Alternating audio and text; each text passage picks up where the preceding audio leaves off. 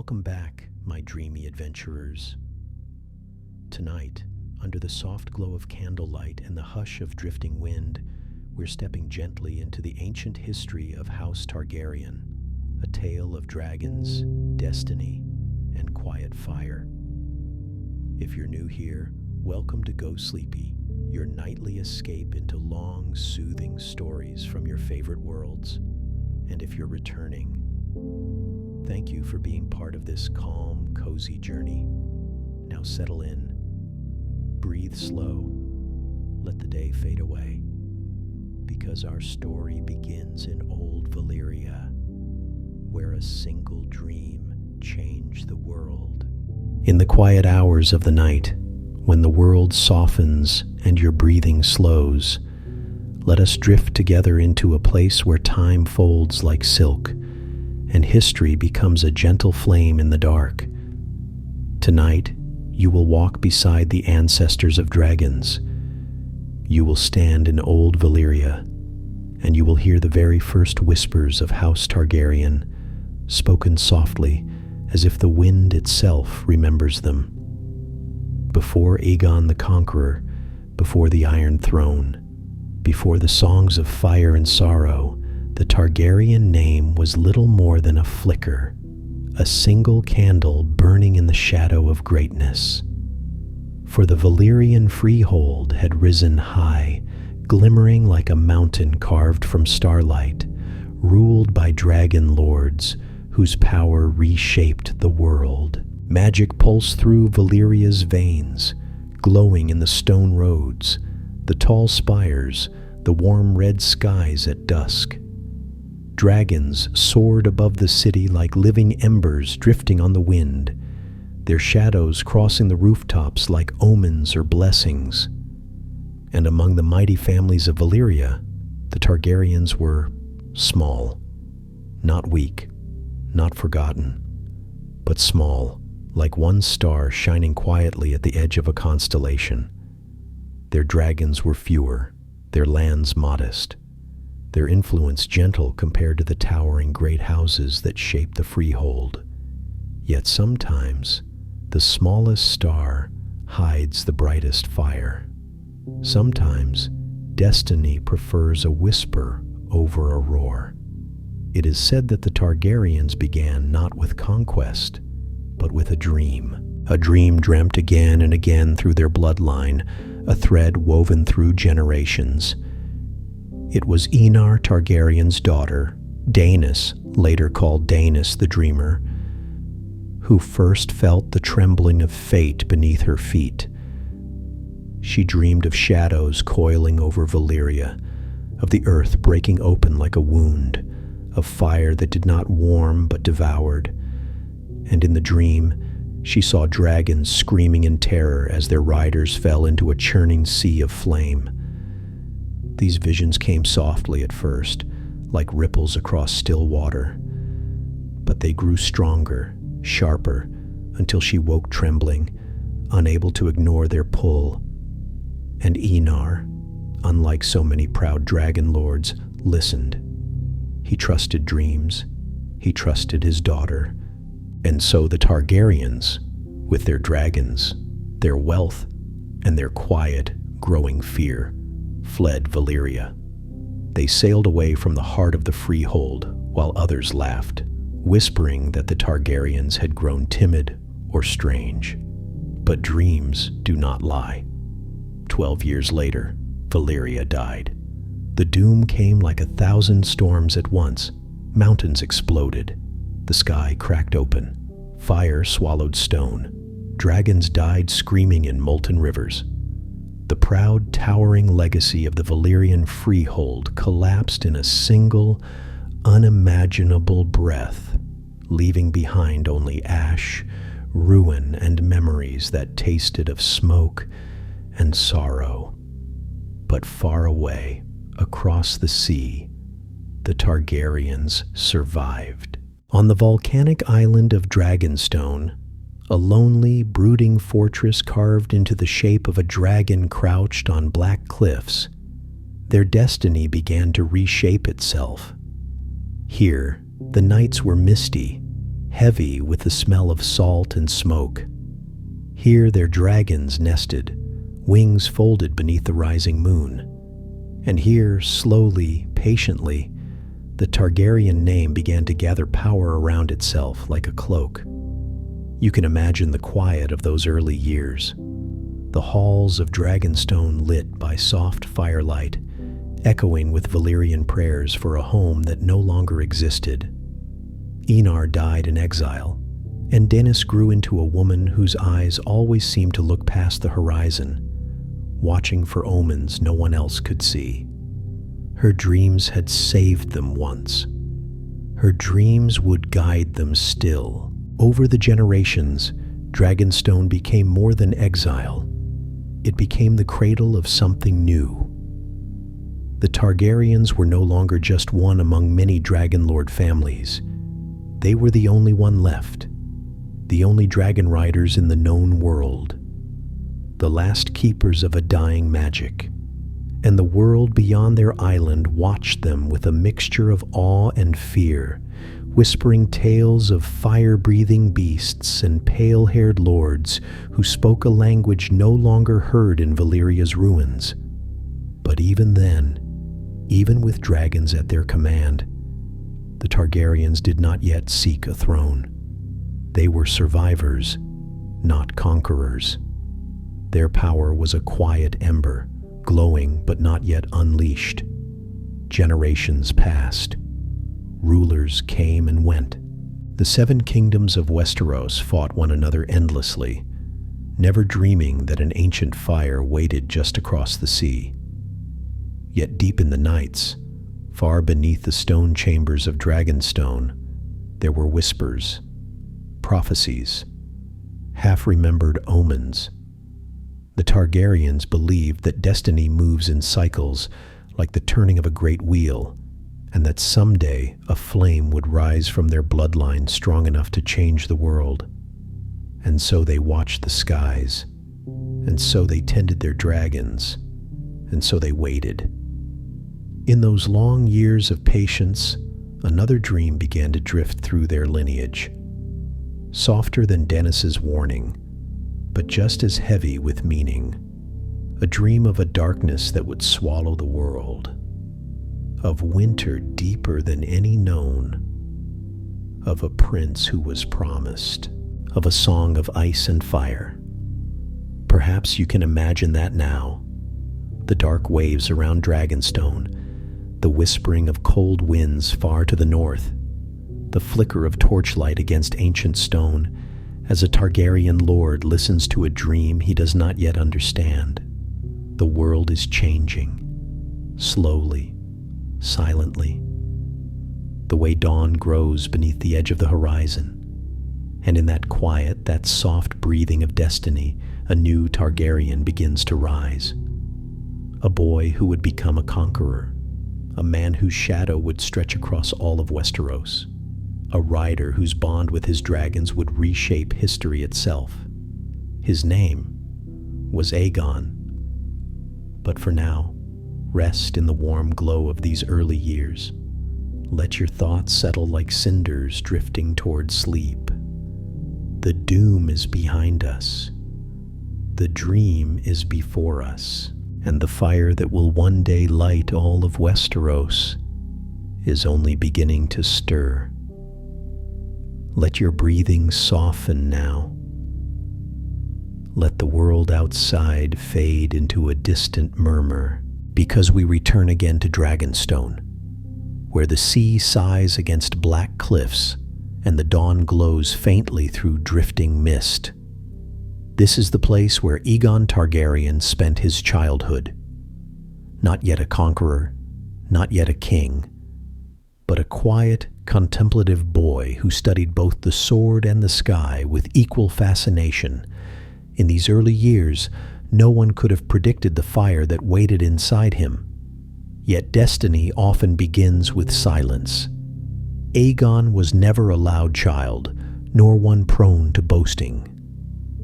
He moved through Dragonstone like a shadow of the long halls, pale-haired, thoughtful, almost solemn for his age. His eyes, a deep lilac, like a last light before sunset, carried something ancient within them. Some said it was the reflection of his Valyrian heritage. Others, more superstitious, whispered that he had inherited the gift of dreams from Dennis, the dreamer herself. He listened more than he spoke, and learned more than he revealed. While other children practiced the fiery pride of their ancestry, Aegon walked alone along the ramparts, staring across the narrow sea toward the west, toward Westeros, though no one knew why he watched it so intently. The Seven Kingdoms were foreign, fractured, and distant, yet Aegon seemed drawn to them, the way a moth is drawn to a flame it does not yet understand.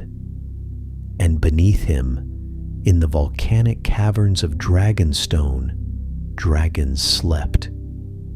Their breaths were slow, warm gusts that rolled across the stone like desert winds. Their wings, folded close to their sides, rustled softly as they dreamed their ancient dreams, and among them slept Aegon's destined companion, Balerion, the Black Dread.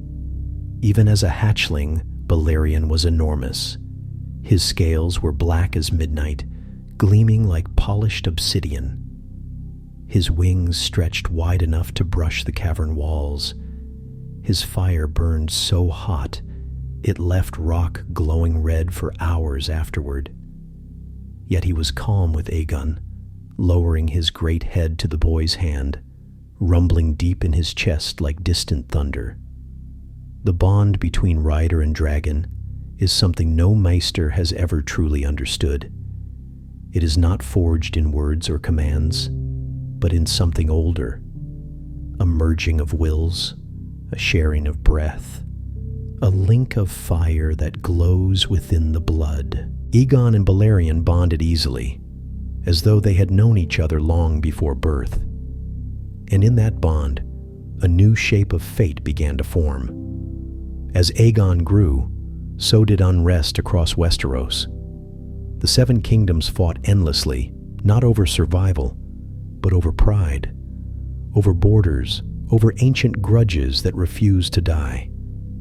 The realm was fractured, and no one could imagine a future where all of Westeros knelt to a single ruler. No one, except perhaps Aegon. It is said that on a quiet night, long before he spoke of conquest, Aegon climbed to the highest tower of Dragonstone. The rain had passed, leaving the world washed clean and glistening under a moon as pale as old ivory.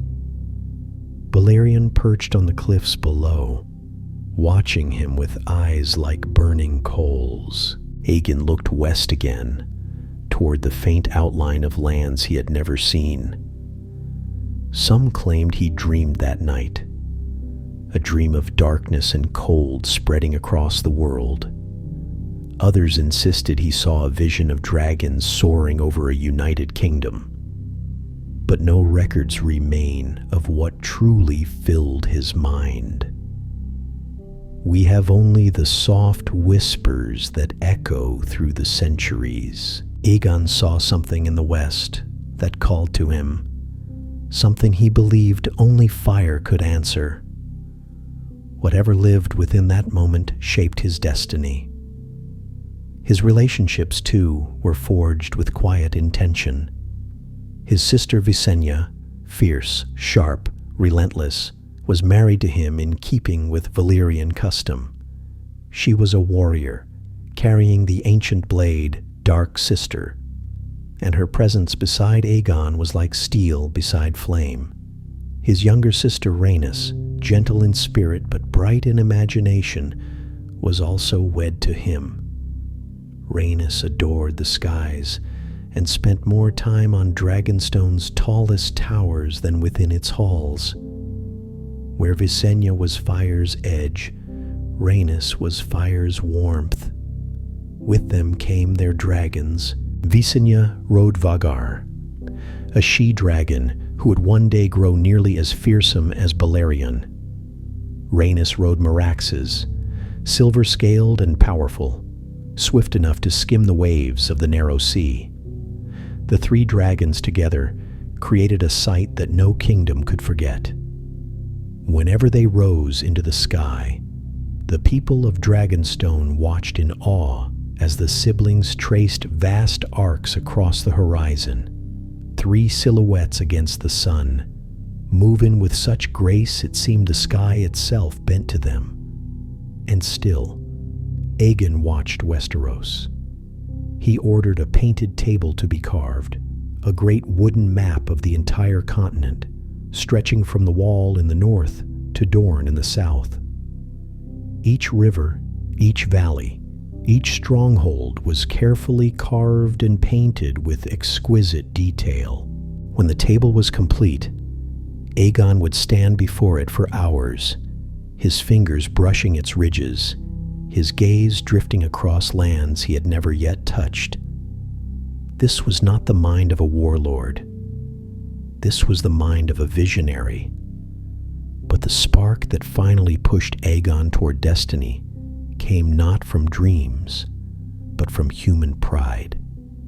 When the Lord of Tyrosh insulted Aegon, demanding tribute and mocking his Valyrian heritage, Aegon refused. And when the storms of conflict between the free cities intensified, threatening the peace of his island, Aegon looked again toward Westeros. A fractured realm was easier to reshape than a powerful free city alliance. And so he made a choice whispered through time, a choice that would burn itself into the very heart of history. Aegon Targaryen, last heir of Old Valyria, turned his back on the squabbles of Essos and set his sights on the west. He gathered his sisters, his dragons, and his loyal bannermen, and in the soft dawn light, with the sea shimmering like molten silver below, he declared his intention aloud for the first time. We will cross the sea. We will take Westeros with fire and blood. Yet even then, his voice was calm, soft, as though speaking not a threat, but a promise carried gently by the wind. The world did not yet know it was about to change forever. And tonight, as you drift closer to sleep, imagine the quiet before the storm, the gentle beating of dragon wings, the soft crackle of torchlight against stone, and Aegon standing at the edge of destiny, the future of an entire continent glowing like a small flame cupped carefully between his hands. Let the world quiet around you now. Let your breath soften. Because the moment we are drifting into is one of the most peaceful beginnings to an age of roaring fire.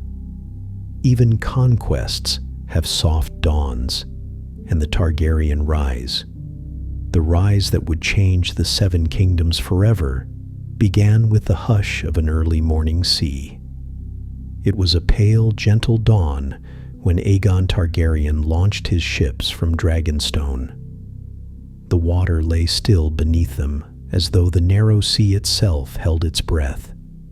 Mist curled low across the decks, wrapping the soldiers in a cool embrace. Above, Balerion glided silently through the fog, wings stirring the air like a slow heartbeat. Somewhere behind him followed Meraxes and Vhagar, their shadows faint but steady. The people of Dragonstone gathered on the cliffs to watch them depart. No one cheered, no one cried out. There was only quiet reverence, for they knew they were witnessing history's first inhale before everything exhaled into flame. Aegon's fleet cut through the water like dark arrows, heading for the mouth of the Blackwater Rush. Westeros stretched ahead, vast and ancient, a continent that had never been ruled by one crown. But Aegon did not come as a raider or a plunderer.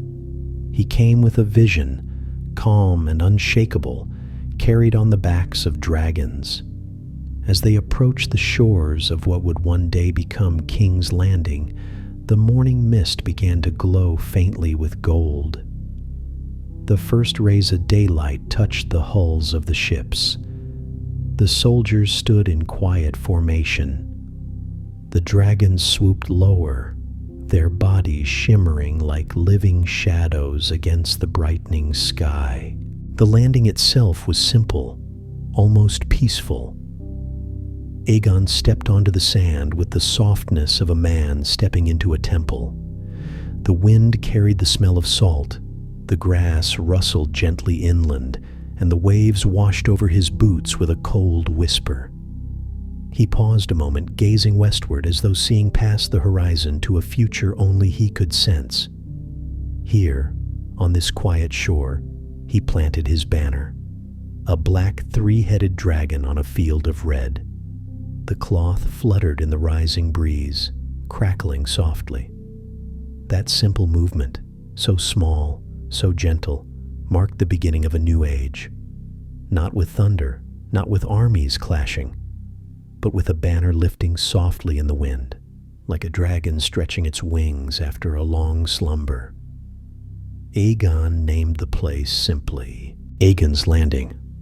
One day, it would be the heart of the Seven Kingdoms, a city of stone, smoke, and power. But for now, it was only a shore, a stretch of sand, a promise whispered into the future. Not long after landing, Aegon turned his attention to the lords of Westeros. He sent ravens north, south, and west, carrying a message written in a firm but peaceful hand. Submit and be protected. Resist and be destroyed. It was not a threat spoken in anger, but a simple truth. Aegon did not crave bloodshed.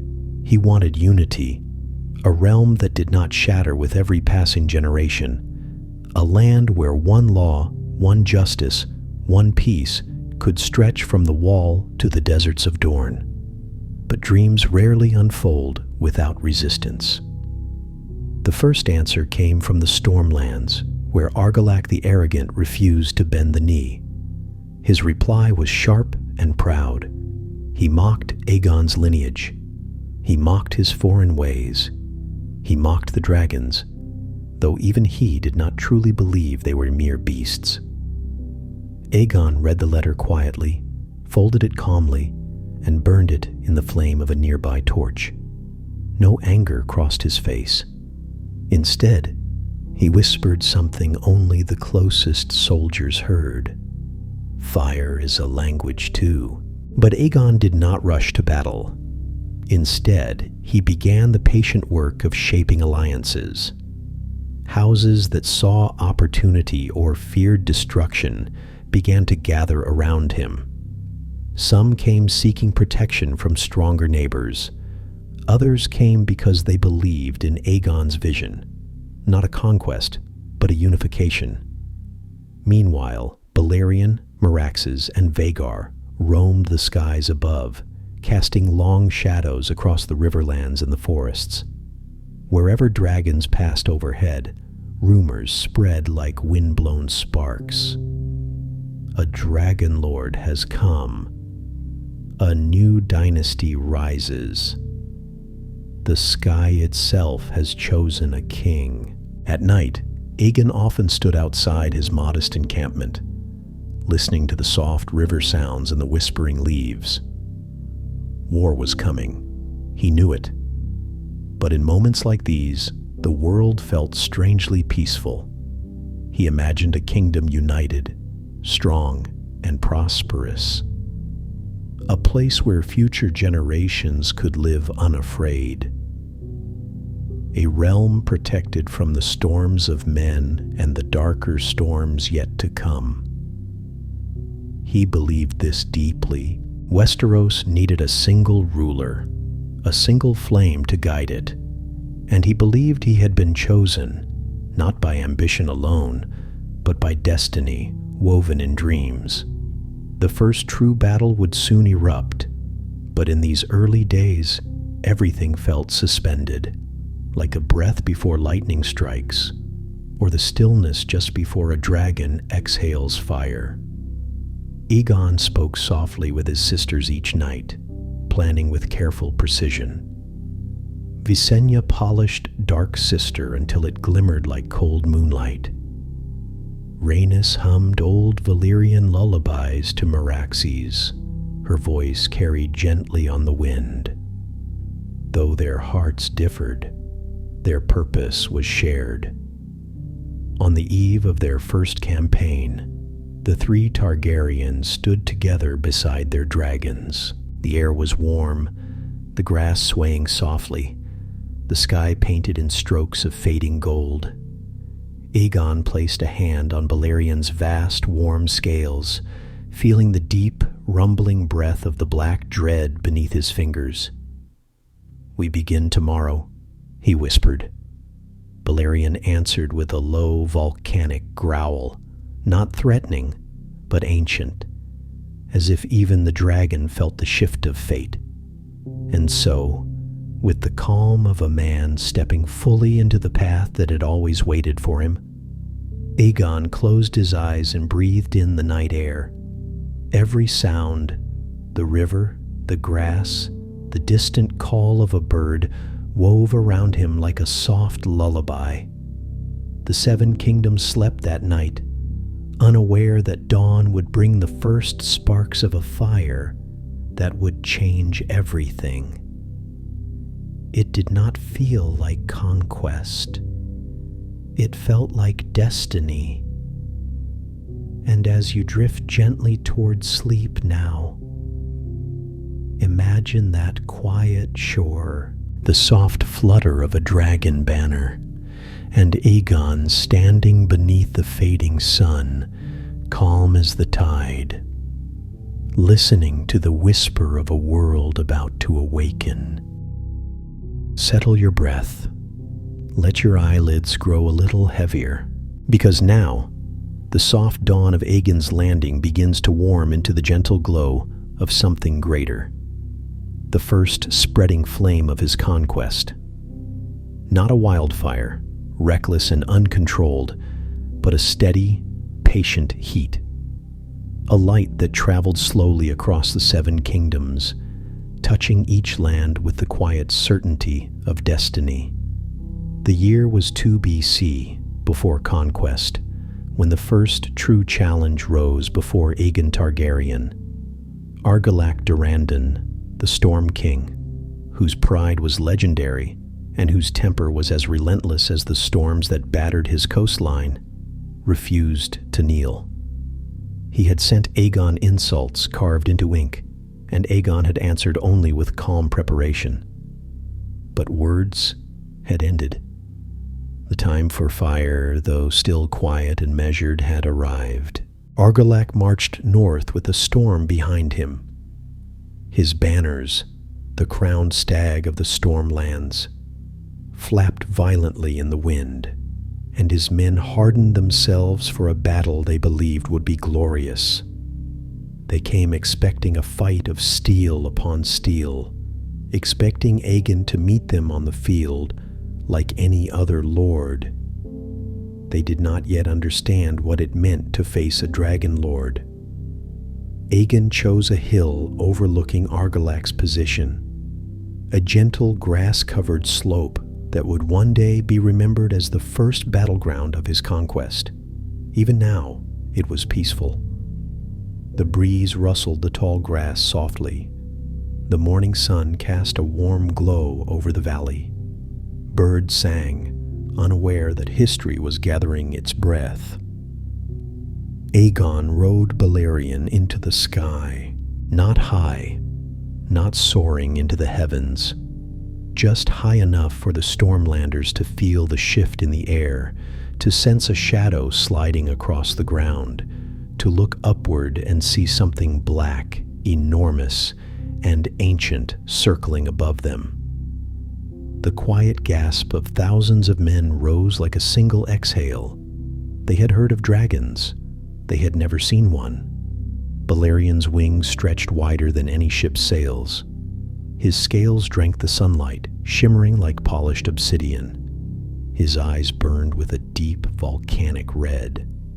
When he opened his jaws, the world seemed to tilt for a moment, as though every creature felt instinctively that something older than time itself had awakened. Aegon did not begin with fire. Instead, he spoke. More than half a league away, his voice was lost to the wind. But the Stormlanders saw him raise a hand in a gesture of peace. They saw him descend low enough that they could make out his silver hair, his calm posture, his steady gaze. If they surrendered then, no blood need be spilled. But Argilac Durrandon was proud, too proud to bow, too proud to believe that destiny cared about men or dragons. With a roar that drowned out even the wind, he ordered his cavalry to charge. The ground trembled under their weight. Aegon watched them come. He did not move. Balerion did not move. The horses thundered closer, their breath sharp and white in the cool morning air, their armored riders shouting, lowering their lances. And then, a single beat of Balerion's wings broke the stillness. The wind rippled outward in a deep, heavy pulse. Grass flattened. Horses stumbled. Men raised shields against the sudden blast of air. Aegon whispered something into the wind. A word in Old Valyrian, soft and steady. Dracarys. Balerion opened his jaws, and for an instant all sound vanished, as though the world paused in awe. Then came the fire. It was not a roar. It was not an explosion. It was a river, smooth, flowing, impossibly hot, bright as molten gold and deep as the heart of a star. The breath of the black dread swept across the cavalry as gently as a sigh. And yet in moments, the grass, the earth, the shielded riders, everything touched by the flame was swallowed by a wall of roaring heat. The battle ended before it truly began. When the fire dissipated, only smoke curls drifted above the scorched earth, rising softly into the sky like incense from a temple offering. The Stormlanders, who had never feared any army, stood frozen. Their weapons slipped from their hands. Their hearts faltered. Aegon did not land triumphantly. He did not gloat or revel. He landed with the calm of a man who wished there had been another way.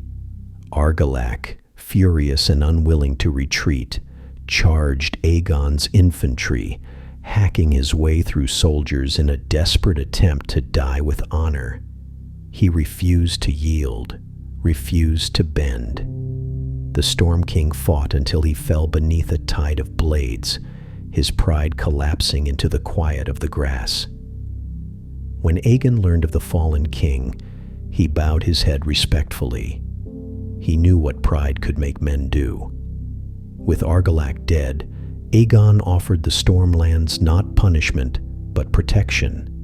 He named Orys Baratheon, his rumored half-brother, fierce and loyal, as the new lord of the Stormlands. And he granted him Argilac's castle, his sigil, and the hand of his daughter. Where blood had spilled, Aegon planted seeds of loyalty. This was not the mind of a tyrant. This was the mind of a builder. Word of the battle spread across Westeros like soft ripples through quiet water. Some lords trembled. Others began to reconsider their defiance. Many sent envoys carrying messages of submission, each one hoping to avoid the fate of the Storm King. But not all. The Reach and the Rock, Highgarden and Casterly Rock, gathered the mightiest armies in the realm, far larger than Argilac's. Under the banners of House Gardner and House Lannister, they prepared to meet Aegon with over 50,000 men. Aegon did not fear them, but he respected them, for he knew that destiny requires both fire and patience. And so, Before the greatest battle of his conquest, Aegon returned to his camp beside the Blackwater. Night fell softly. The scent of river reeds drifted through the air. The dragons curled into sleep, their breaths slow and warm, filling the camp with a soothing, rhythmic hum like the deep purr of mountains. Aegon sat quietly beside the painted table, tracing the carved rivers with gentle fingers. Shadows danced across the map as the torches flickered. Behind him, Visenya sharpened her blade in smooth, careful motions. Rhaenys hummed an old Valyrian lullaby, her voice soft and wistful. The world beyond their tent waited in silence. The Reach and the Rock marched toward them, and the next dawn would bring a battle that would forever shift the shape of Westeros. For now, though, there was only calm, only breath, only the soft glow of destiny moving gently through the night. Let your mind rest in that quiet, the stillness before fire, the hush before history awakens. Breathe softly now. Let the world dim around the edges, because the moment we're entering is one of the most whispered about in all of Westerosi history. Yet even this moment, this great roaring of flame and destiny, began with a quiet dawn and the gentle stirring of dragon wings. For days, Aegon had known the armies of the Reach and the Rock were marching toward him. Two of the greatest powers in Westeros united. House Gardner and House Lannister, lined shoulder to shoulder with gleaming armor and banners that rippled like proud rivers of green and gold. More than 50,000 men crossed the plains of the Reach, marching with confidence, believing dragons were no more than beasts, and that men with enough steel and pride could stand against them. On the morning of the battle, the sun rose hazy and warm, casting a golden glow across the grassy fields outside what would later be known as the Gold Road. A gentle breeze brushed the tops of the tall amber grass, carrying with it the soft hum of insects waking in the early light. The air was peaceful, almost tender. It was hard to imagine that the ground beneath that gentle morning would soon remember the hottest fire it had ever known. Aegon rode Balerion into the sky first. Behind him rose Visenya on Vhagar, her posture stern and sharpened like the blade she carried.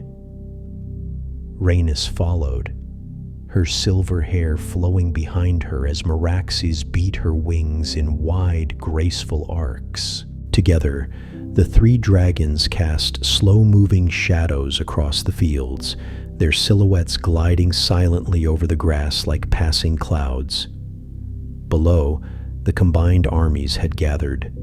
Spears bristled like forests of steel, shields locked together in perfect squares. Archers nocked their arrows, their strings drawn tight. Horses shifted nervously, stamping the earth. The lords of the Reach and the Rock believed their numbers would drown Aegon's ambition beneath sheer might. But the horses knew better. Even before the first command was shouted, they sensed what the men could not. The dragons circled once, twice, 3 times, their movements slow, rhythmic, almost hypnotic. To the soldiers on the ground, it felt as though the sky itself was breathing. Aegon raised his hand, a gentle gesture, calm, measured, not a shout, not a signal of fury, but the quiet beginning of fire. The dragons descended. The first blast of heat moved like a wave over the field, soft at first, like the warm breath of a summer wind, then hotter, sharper, brighter. The air shimmered. The grass bent under an invisible tide. Archers, momentarily stunned, loosed a panicked volley of arrows that bounced harmlessly off the dragon's scales. Vhagar struck first. Her flame rolled across the western flank, curling and twining like ribbons of molten gold. Men screamed, horses bolted, shields melted in men's hands like wax left beside a candle. Meraxes swooped lower, her shadow sweeping across the Reachman lines before she unleashed her fire. It poured forward in a wide arc, turning armor red-hot in moments. The sound was not of roaring flame, but a deep, endless hum, like distant thunder pressed into the earth. Still, Aegon waited. He circled above the carnage, watching the battlefield shift, watching panic bloom, watching the armies falter. Only when the lines began to scatter did he speak the word that now echoes through stories like a soft, inevitable whisper. Dracarys. Balerian's fire did not spill like the others. It erupted. A column of black-red flame, so hot that the air itself seemed to scream as it parted. The fire washed over the center ranks, swallowing thousands in an instant. The grass ignited. The wind caught flame and carried it outward. Smoke curled upward in slow spirals.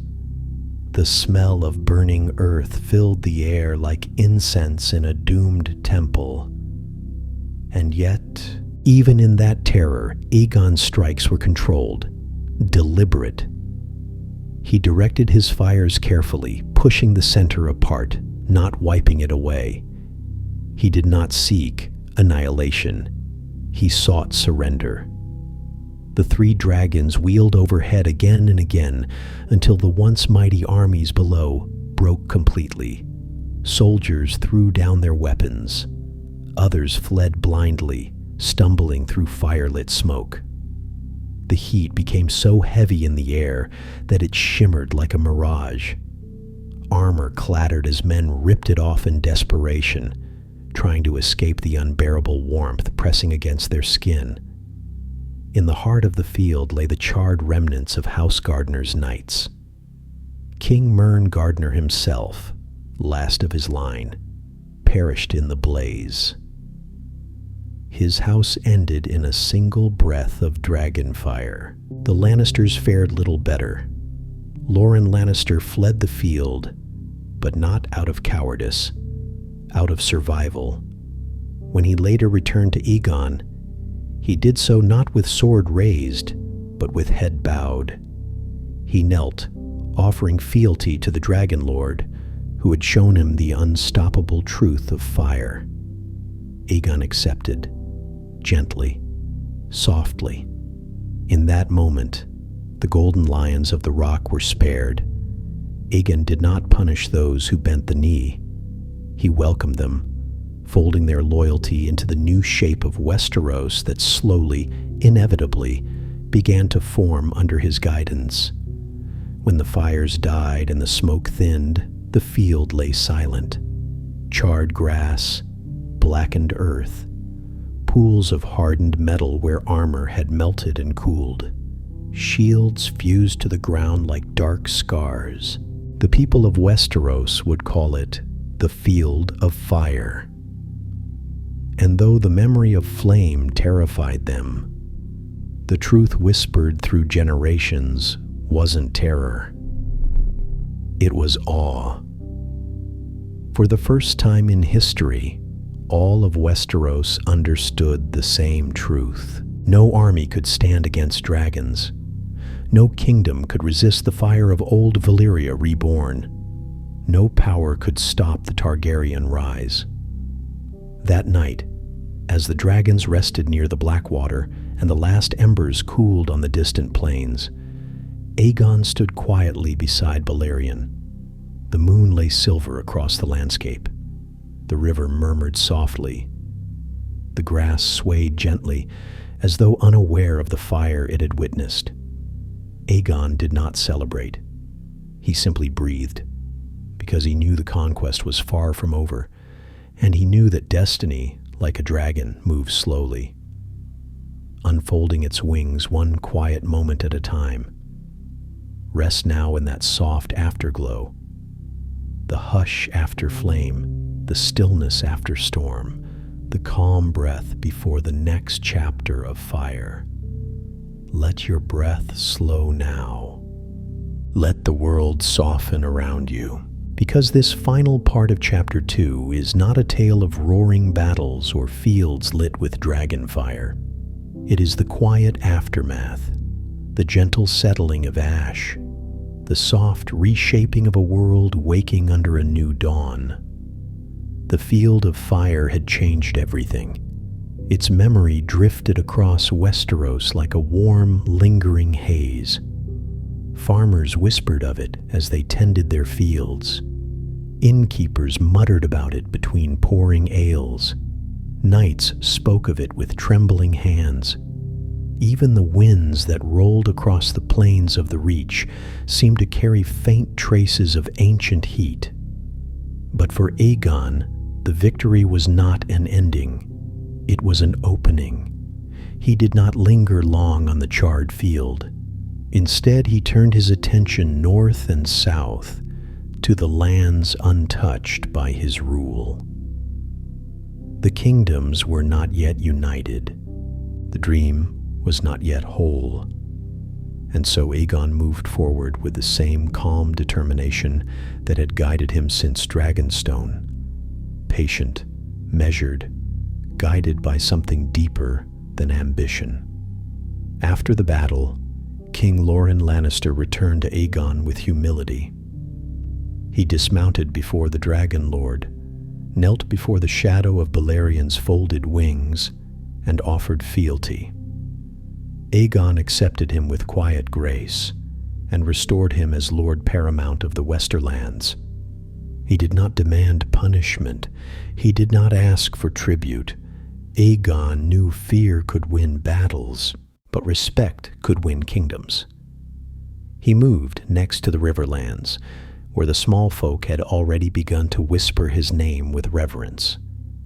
House Tully of Riverrun was the first to swear loyalty. Riding beneath Vagar's watchful gaze, Visenya oversaw their pledge.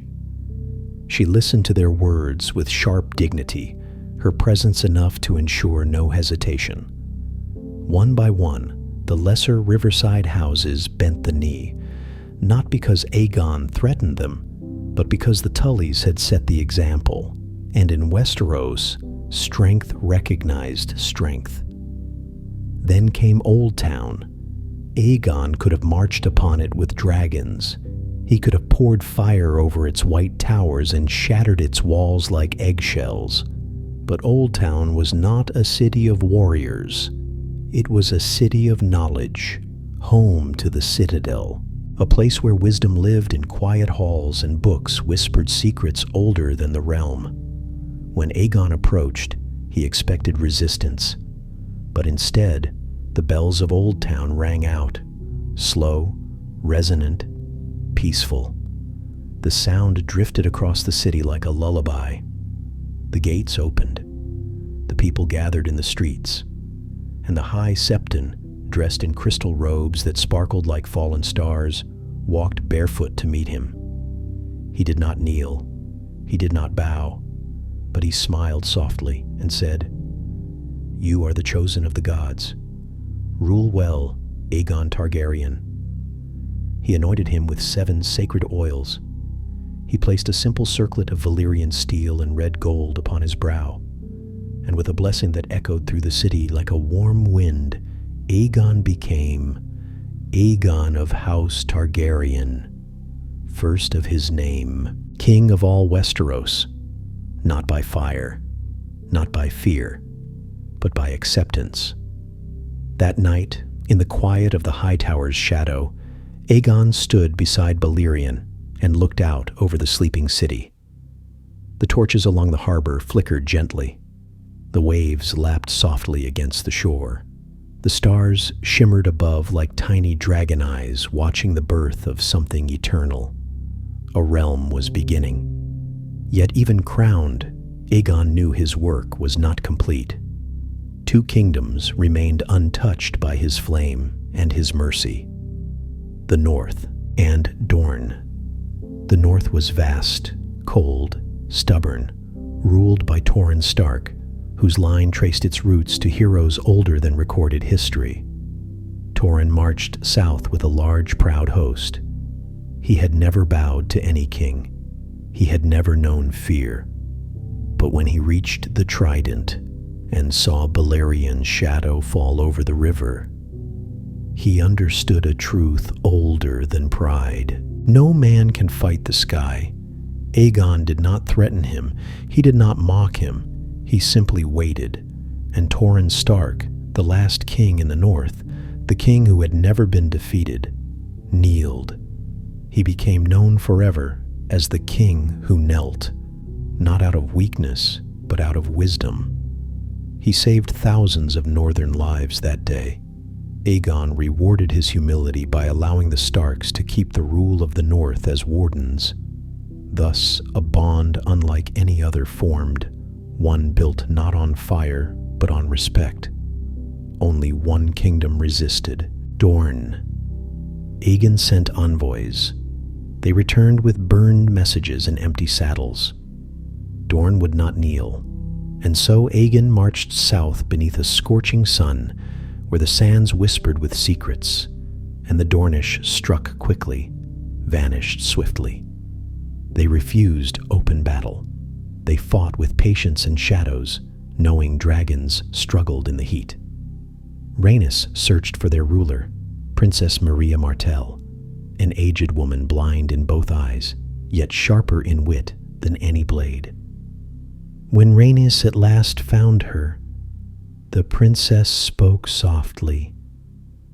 "You may burn our castles, you may scorch our fields, but you cannot rule an empty land." Dorne did not submit, but they did not fall. And in this stand, Aegon discovered something new: resistance not born of pride, but of identity. Dorne would yield someday, but not to fire alone.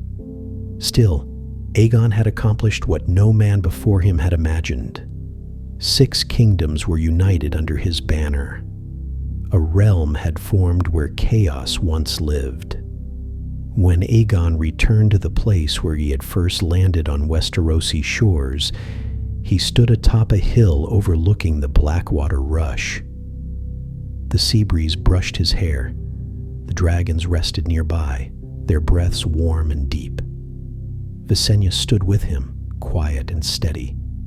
Rhaenys smiled softly toward the distant horizon. There, on that sacred hill, Aegon chose to build his seat, a city of stone and fire, a throne of iron, a capital for a new world. King's Landing was born that day, not with trumpets, not with celebration, with quiet purpose, with dreams unfolding like wings. And as you drift now into deeper calm, imagine that hill at dusk, the river glowing gold in the fading light, dragon shadows stretching long across the grass, and a king standing still, breathing softly, as the first shape of a united realm settles gently into history. Let your breathing soften. Let your mind drift into the warm glow of firelit halls, because the next chapter of our journey brings us into the heart of a new world, a world shaped by Aegon's quiet will, his dreams, and the steady rhythm of dragon wings. Westeros was no longer 7 kingdoms. It was becoming one. And now, we slip gently into the years that followed Aegon's conquest, years not remembered for battle, but for building, not for fire, but for the glowing embers that slowly, steadily warmed an entire realm. The moment Aegon chose the site of King's Landing, the land itself seemed to listen. There was nothing grand upon that hill, no castle of stone, no towers, no gates. Only grass bending softly in the wind and the faint eternal breath of the Blackwater River below. Yet Aegon saw something greater. He saw a home for a dynasty. Builders came from the Crownlands and beyond, carrying hammers and chisels, ropes and timber. They worked under open skies, shaping the foundations of a city that would one day thrum with life. The sounds were gentle at first, rhythmic tapping, low murmurs, the scrape of stone upon stone, a lullaby of creation.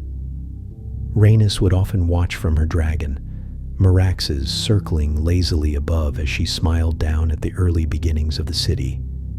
She loved the noise, the bustle, the laughter of children carrying water, the singing of workers as they shaped the bones of a new world. She said it made her heart feel light, as though she were listening to the future being born one breath at a time. Visenya saw something else. Not the warmth of creation, but the need for protection. She walked the rising walls, testing their strength with her hands, watching the river for threats. It was Visenya who persuaded Aegon to create the King's Guard, 7 knights sworn to protect the king with their lives. She understood power, and she understood how fragile power could be without loyal steel. Aegon listened to both of them. He always had. Some nights, after the workers retired and the dragons curled into restful slumber, Aegon would walk the half-built city alone. The torches flickered softly in the warm breeze. The river murmured its low, eternal song. The smell of wood and stone dust drifted gently through the air. He would pause on the hilltop where his banner first flew, the black dragon on red fluttering in soft night winds, and imagine what the city would become. Streets winding like river veins, markets overflowing with merchants from distant lands, bells ringing, children running, a capital that would outlive him by thousands of years. He never imagined that one day dragons themselves would vanish. But tonight, in this moment, they still roam the skies freely. In these peaceful years, Aegon's rule was marked by quiet decisions more than grand ones. He traveled the realm often, not as a conqueror, but as a king who wished to understand the people he ruled. He visited lords in their halls, listened to farmers in their fields, and walked among fishermen on rocky shores. He learned their fears and their hopes. He learned their customs and their loyalties. It was said that Aegon had the rare gift of listening, truly listening. And because of this, Westeros slowly began to trust him. Where fear had won their submission, respect won their faith.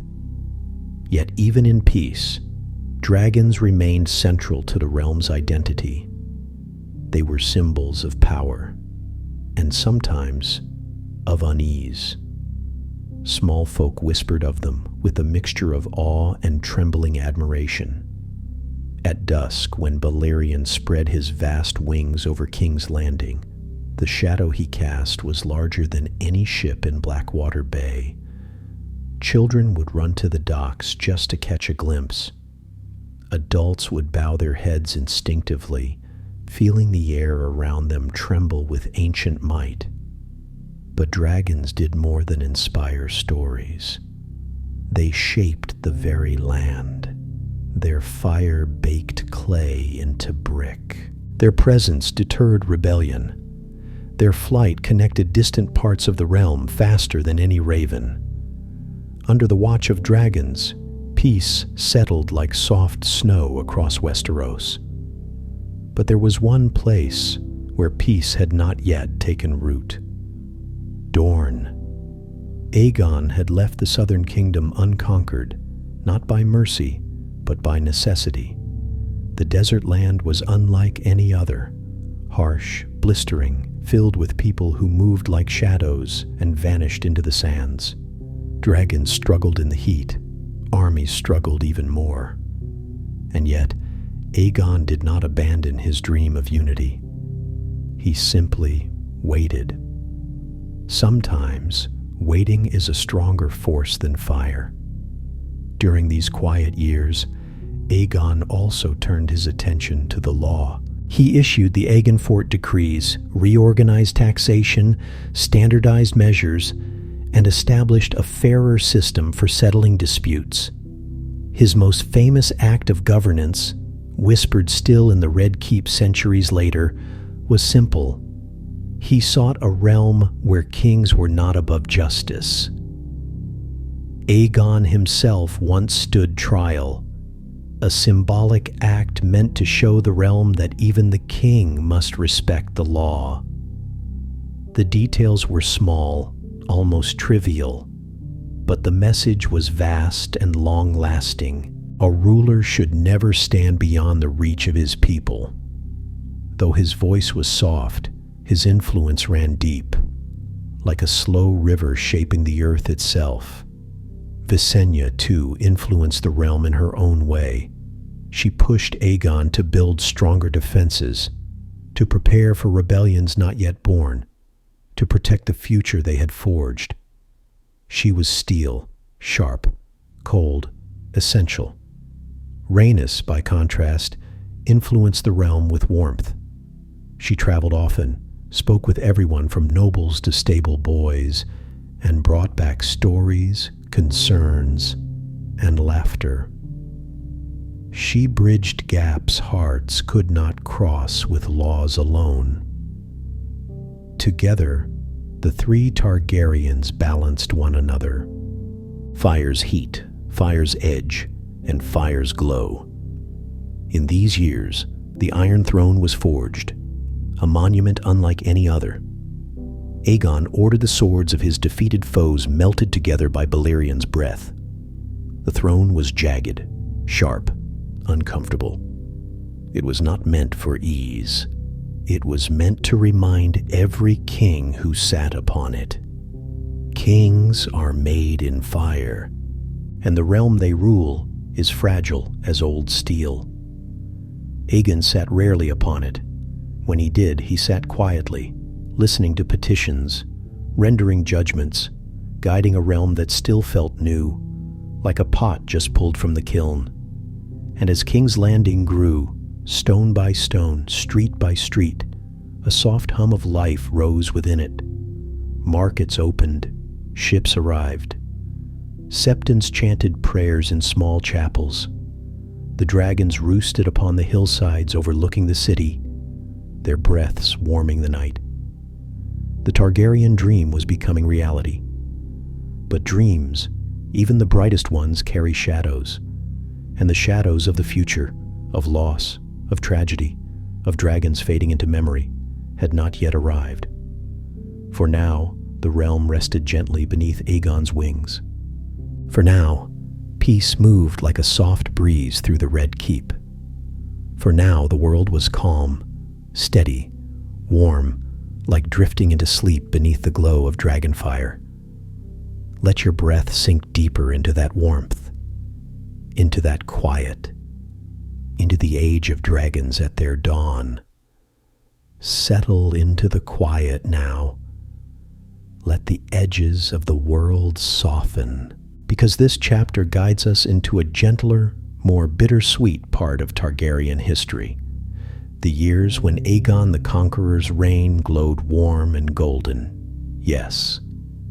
But when faint shadows also began to gather at the edges of that light. A dynasty was growing. A realm was stabilizing. But even dragons cannot guard against fate.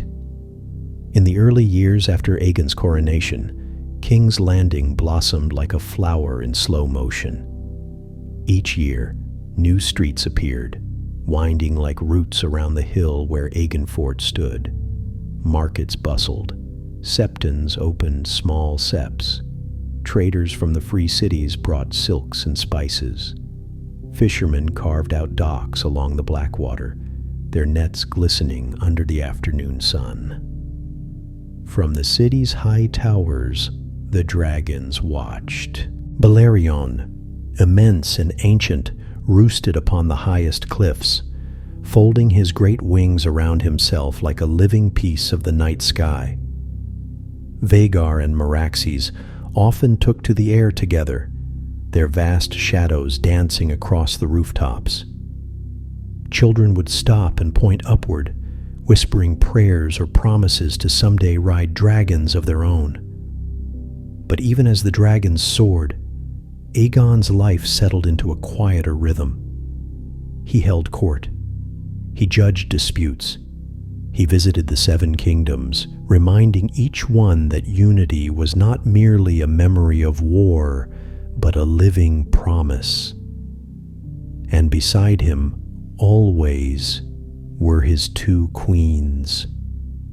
Rhaenys, fire's gentle heart. Rhaenys brought warmth to the court the way sunlight brings warmth to stone. She laughed easily, loved deeply, and often wandered through the city disguised in a simple cloak just to speak with the small folk. Children followed her like ducklings. Poets adored her. Musicians composed songs for her, songs she would sometimes hum softly while brushing Merax's silver scales. Every time she flew, her dragon danced across the sky as if joy itself filled her wings. But beneath her gentle exterior was a dreamer's fire, a flame that wanted more than stability. Rhaenys saw the realm as a story still unfolding, and she wanted to witness its wonders firsthand. When she bore Aegon a son, Aenys, the realm rejoiced. He was delicate, thoughtful, soft-spoken, much like the mother who cradled him. Rhaenys adored him, but she longed for a daughter too, a fiery little girl with silver hair and a dragon spirit. Someday, she whispered often, tracing shapes in the air as if imagining a child's future. Someday. Visenya, fire's cold edge. Visenya was the opposite. She was steel, a blade tempered in flame. She loved fiercely, but rarely with softness. Her son Maegor inherited her strength, broad-shouldered even as a child, stern-faced, with a gaze sharp enough to hush a room. Visenya trained him personally. She placed swords in his hands before he could walk steadily. She whispered in his ear about duty, power, discipline. Some nights, when the castle was silent, she would spar with him under torchlight, their shadows flickering across the stone like restless spirits. Yet even Visenya carried a quiet sorrow, a sense that no matter how hard she forged her son, the world ahead would challenge him in ways fire alone could not answer. A kingdom at peace, but not at rest. Despite their differences, both queens saw what Aegon saw. The realm was strong, but fragile. Trouble brewed occasionally, minor rebellions, stubborn lords clinging to old independence. When tensions rose, dragons answered, not with fire but with presence. Their shadows alone quieted unrest, and yet Aegon hesitated to use them more than necessary. He believed peace built in fear would crack easily. He needed loyalty born from trust. So he traveled often, meeting his lords with patience, hearing complaints, soothing old wounds. He rebuilt roads, repaired bridges, standardized laws. He laid the roots of a realm meant to last long after his dragons were gone. But destiny, in its quiet, steady way, was already shifting.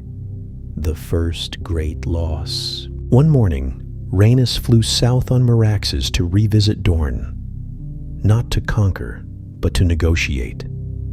She had always believed peace could be shaped with words as well as wings. Aegon trusted her judgment. Visenya did not, but she held her tongue. Rhaenys departed at sunrise, her dragon gliding through a sky painted gold and rose.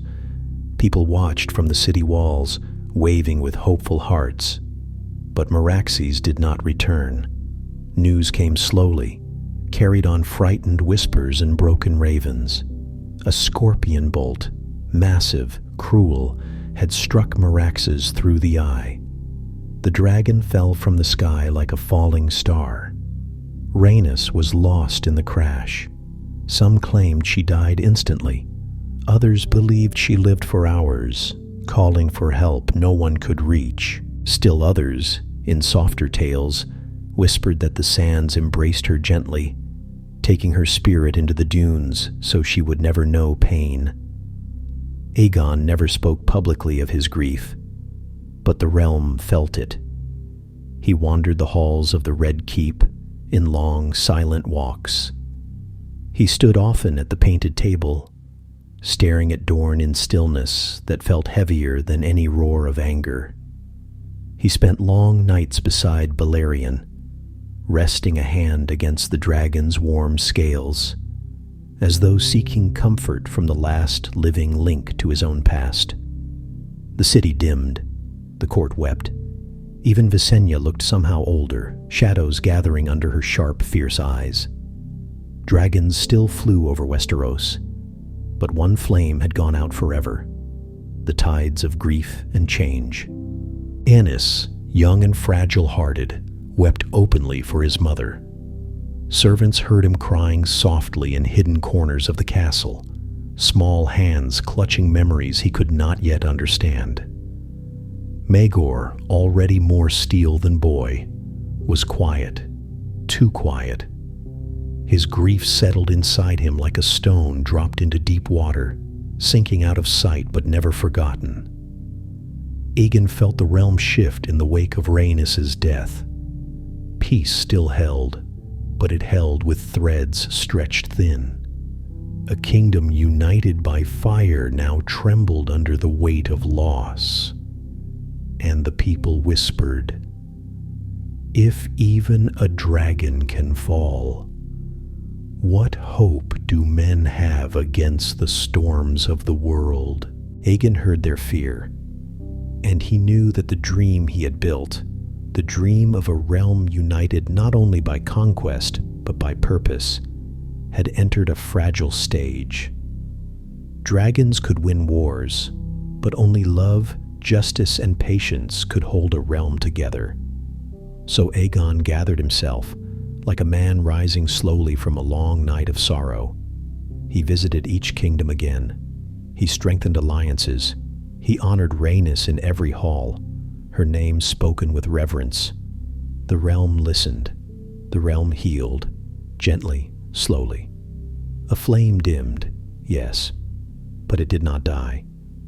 And as you drift deeper now, imagine the Red Keep at twilight, torches flickering softly, dragon wings stirring the warm air, and Aegon standing alone before a vast window, watching the last light fade beyond the horizon, knowing that even in grief, the dream must continue. Let your breath sink deeper now. Let your thoughts drift like warm smoke rising into the night, because this final chapter of the Conqueror's Tale is not about battles or dragons soaring through blazing skies. It is about reflection, legacy, and the gentle, inevitable softening of even the greatest lives. After Rhaenys' death, the realm lived in a tender quiet, a quiet shaped by grief, by healing, and by the steady determination of Aegon Targaryen to hold together what he had built. He had forged a kingdom from fire and courage, but he knew that fire alone could not preserve it. So Aegon ruled with a gentler hand. The years that followed were marked not by war, but by slow, deliberate growth. King's Landing expanded, its streets stretching outward like vines reaching for sunlight. Merchants from Braavos, Lees, and Pentos set up shops along the river banks. Septs multiplied. The Red Keep, initially only a wooden fort, began its transformation into a true stronghold of stone. And through it all, Aegon aged quietly, not dramatically, not suddenly, but slowly, the way mountains weather over time, losing sharp edges and becoming something softer, wiser. His hair, once bright silver, grew paler, like moonlight thinning under dawn. Lines settled gently around his eyes, not from anger, but from years spent listening to his people, studying their worries, tending their hopes. The Dragon Lord, who once seemed carved from fire, now felt almost carved from calm. Aenys, the gentle heir. Aenys, the son of Rhaenys, grew into a kind and thoughtful young man. He was no warrior. His hands trembled during swordplay. His voice wavered when he addressed large crowds, but he sang beautifully, played the harp with delicate fingers, and possessed a heart tuned to harmony rather than conflict. Aegon loved him deeply, but he worried too, for the Iron Throne was not gentle, and though Aenys carried the soft glow of his mother's spirit, Aegon knew the realm would demand more of him than song and kindness. Visenya's son, Maegor, offered the opposite challenge, powerful, fierce, and sharp as a blade. Aegon feared him in another way.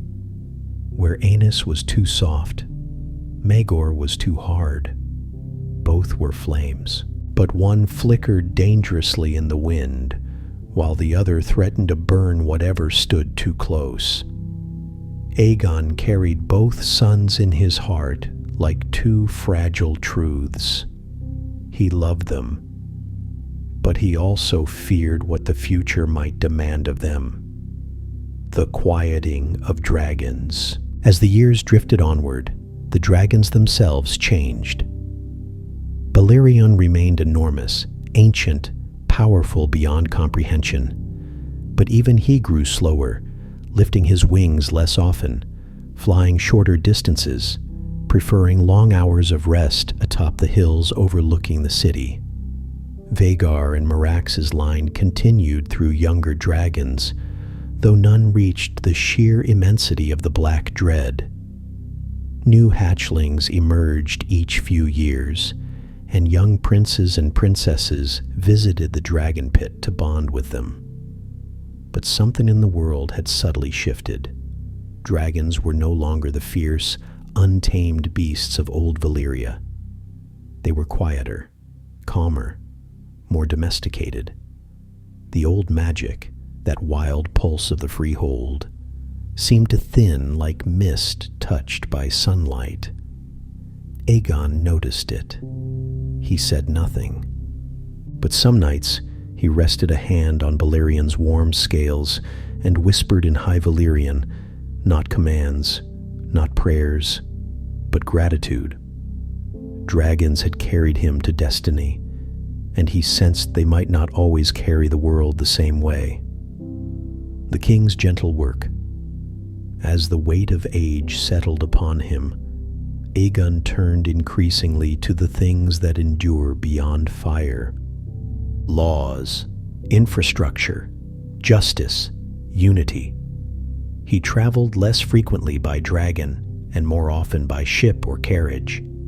He preferred the quiet conversations now, the murmured prayers of septons, the laughter of small folk children running between market stalls, the advice of lords who came seeking counsel. He hosted feasts not of conquest, but of peace. He sat at long tables with men and women who once fought against him. He toasted alliances forged in fire, now cooled into steel-strong bonds. He listened to bards sing of the field of fire, and though he smiled politely, deep inside he remembered the screams, the smoke, the heat that scorched earth into glass. Aegon never celebrated war. He endured it. He embraced peace with a tenderness few would expect from a conqueror. His final flight, In the last year of his life, Aegon asked for one thing, one quiet wish. He wished to ride Balerion again. Many feared it. The dragon was old, the king was older, but Aegon insisted softly but firmly. And so, at dawn, when the sky glowed pale lavender, Aegon climbed upon Balerion's back once more. The black dread unfurled his wings slowly, as though remembering forgotten strength. The ground trembled, the air warmed, and then, with a steady, powerful sweep, Balerion lifted into the sky, not high, not far, just enough to glide above King's Landing as it woke. People stopped in the streets. Fishermen paused their nets. Children pointed with wide, wonder-filled eyes. They saw not a conqueror. They saw a king gently saying goodbye. Balerion circled the city once, then drifted toward Dragonstone, where the Targaryen dream had first taken root. He landed upon the black volcanic rock, and Aegon stepped down slowly, touching the stone with reverence. He stayed there for hours, gazing out at the narrow sea, where long ago he watched the shores of Westeros and felt destiny calling him. When the sun began to set, streaking the sky in gold and red, Balerion carried him home. It was his last flight. The passing of the conqueror. Aegon died in his sleep soon after, not in battle, not on a throne of jagged steel, but in a quiet chamber bathed in soft morning light. His queens wept. His sons bowed their heads. The realm fell into a hush so deep it felt like the very air mourned him. Balerion roared once, a long, low, mournful sound that echoed across the black water, then lowered his great head and refused to eat for days. The Seven Kingdoms had lost a king, but gained a legend, a legacy of fire and peace. Aegon's reign did not end in fire. It ended gently. He left behind a unified realm, a dynasty rooted deeply in the land, and a dream that would echo through centuries, a dream whispered from parent to child, from king to heir, from dragon lord to the last embers of magic. Aegon built a realm that dragons only began. And as you drift now, deeper and deeper into rest, imagine the Blackwater at dawn, mist rising softly, the red keep glowing faintly in the waking light, and the spirit of Aegon the Conqueror standing beside the calm, ancient waters, quiet, peaceful, eternal, a flame that changed the world and then went to sleep.